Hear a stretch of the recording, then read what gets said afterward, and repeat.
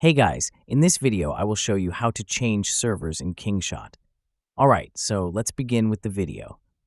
So once you pretty much unlock the feature of changing your servers, you should be able to do so easily. You can find this in the top left corner of your screen, which is your governor profile. So in your governor profile, just go ahead to the bottom right corner, which is your settings over here.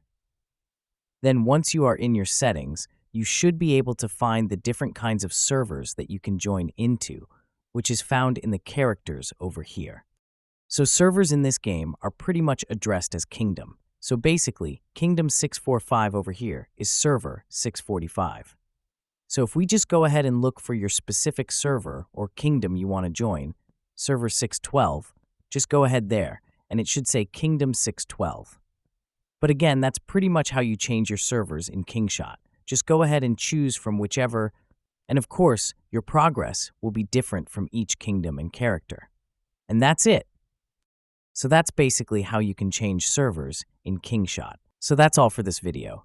Consider subscribing if you find it helpful, and I'll catch you in the next one. Thanks.